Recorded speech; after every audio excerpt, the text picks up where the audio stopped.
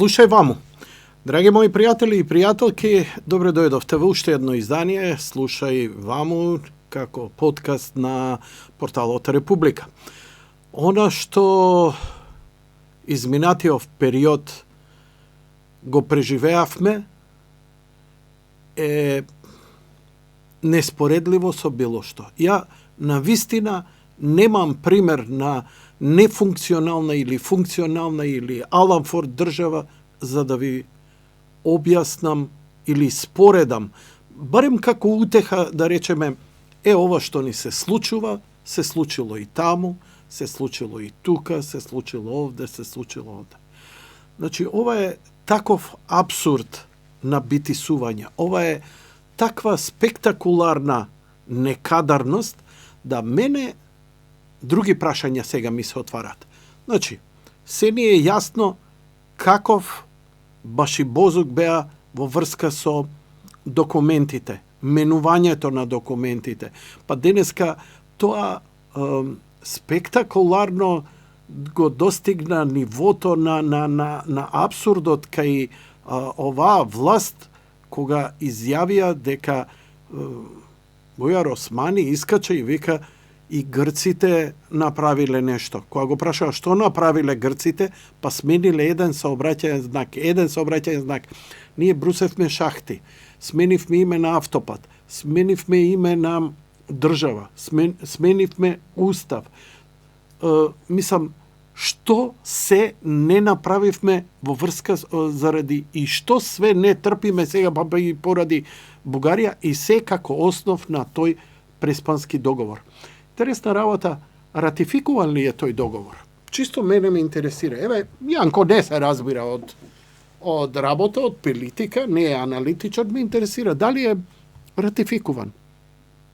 Кај нас, дали е потпишан од председателот? Во Грција, дали е поминат во парламент? Дали имале, може би, не знам, референдум? Видете, мене ми е јасно дека тој договор нема да може да се смени, како ваков ќе биде туркан на мускули и процесуиран надвор од секоја логика и меѓународно право. Но од друга страна, ние сме мрцварени и малтретирани.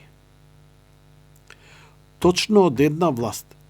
Ја не верувам кој да утре дојде на власт. Еве, најрадикална партија нека дојде, неке може да го врати името, неке може да ги одбруси шахтите и тоа е еден долготраен процес кој ќе треба многу, многу долго време да зрее за штетата што ни ја направија. И сега некој ќе рече, па што има врска името?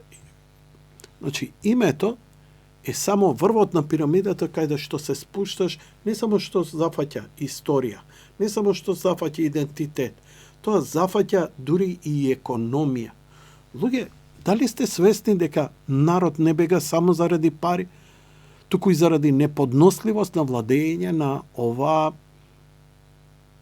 не знам како да ја наречам, булумента. Како моите синови, ево е сега жива вистина, не манипулирам. Моите синови лани поднесоа документи за менување на документите, се комплетно, затоа што им беше речено дека на работа за да функционираат ќе им треба сето тоа. Добија месец јуни. Откако дојде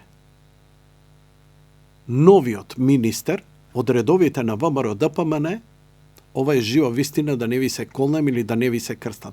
Се јавија, добија известување, не се јавија они, добија известување моите синови дека за 2 недели да идат да ја завршат процедурата.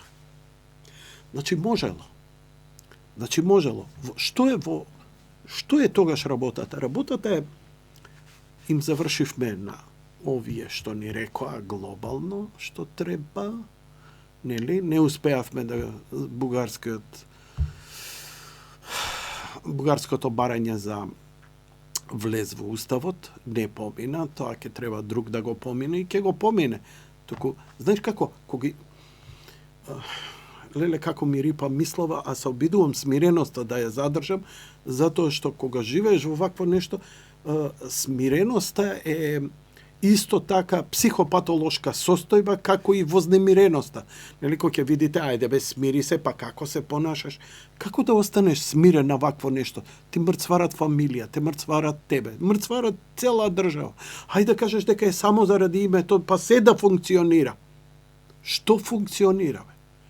Кај гледате дека функционира? Со задолжителни пари, па и јас така можам да водам држава.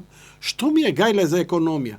Земи пари за ова, земи за она, ништо. Една шајка не е закована, ама ова не веќе не е фраза празна.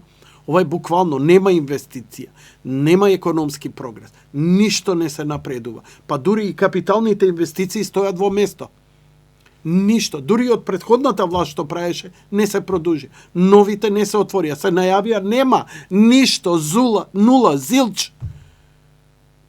И сега очекувате од овие да ви направат, да ви ги средат документите, кога вработиле заради политичка стабилност да може некој да ги одржува во живот, вработиле рамковни вработувања стотици. Доаѓа министер за внатрешни работи, гледа стотици, не знам, десетици, 20 празни пултови, кај се луѓево на работа. Значи не е ни до камери, не е ни до опрема, нема кој да работи. Како бе нема кој да работи? Како бе, нели, Бог да чува. Мислам, дали разбирате што ни прават? Што ви прават? Најголема корист од сево ова мрцварење ќе има опозицијата кога ќе падне од власт. Затоа што тогаш таа врхушка, криминална врхушка ќе мора да падне. Ќе има бегање на сите страни, најмногу за Дубај, ама ќе мора да падне. Што да ви кажам друго? Неколку министри за неколку дена од редовите на ВМРО ДПМН направија видлива промена. Па камоли што ќе се случува понатаму?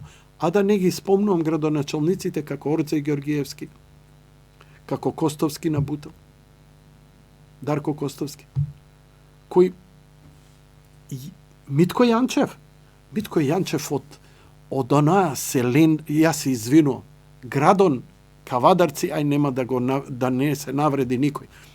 Толку беше запустен, у 2 мандата го издигна. Туше 22 мандата да му се дае на тој човек. Тој е способен.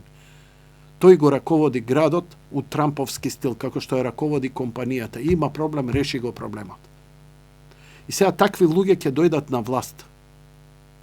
Мицкоски, лидерот на ВМРО ДПМН, ако го гледате во неговите настапи, апсолутна смиреност. Многу ми не негодуваат поради тоа. Не. Ја ви велам. Знае што прави и зошто настапува така. Он може да урла, може да треска. Со право. Сите ќе викаме ура и така натаму. Може да ни каже сладки работи, да се улетаме. Но он знае дека доаѓа на власт, дека ќе биде премиер, дека секој кажан збор, се што ќе вети, планира да го оствари или ќе му го тријат носот на партијата, а и на цела Македонија. Бидејќи овие што не работат, само тоа знаат да прават. Да оговараат, да лајат, да манипулираат. Затоа не губете надеж. Ја не губам надеж. Напротив, ја остана во Македонија, тешко ми е. Тешко ми е како и на секој македонец овде.